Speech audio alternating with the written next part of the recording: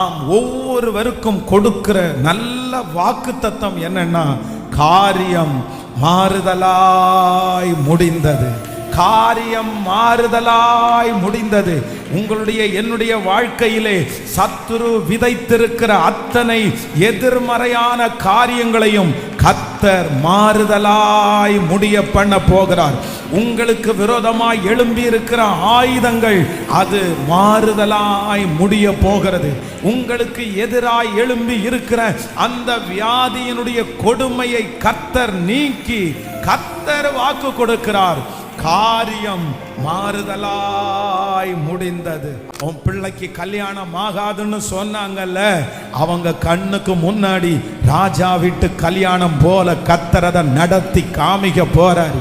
உனக்கு குழந்தை பாக்கியம் கிடைக்காதுன்னு சொன்னாங்கல்ல, அவங்க கண்ணுக்கு முன்னாடி உங்களுக்கு ஒரு பிள்ளை அல்ல, கர்த்தர் பிள்ளைகளை கொடுத்து உங்களை ஆசீர்வதிக்க போறாரு.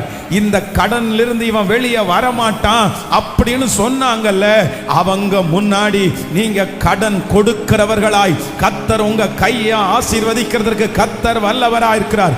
உன் பிள்ளை எங்க போனாலும் உருப்படாதுன்னு சொன்னாங்கல்ல, அவங்க கண்ணுக்கு முன்னாடி உங்க பிள்ளைய ராஜாவா ராஜாத்தியா கர்த்தர் அபிஷேகம் பண்ணுகிறதற்கு கர்த்தர் வல்லவரா இருக்கிறார்.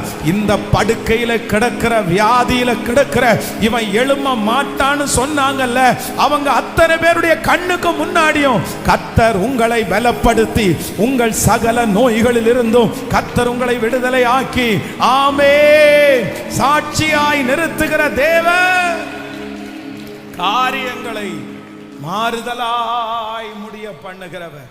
ஹல்லேலூயா.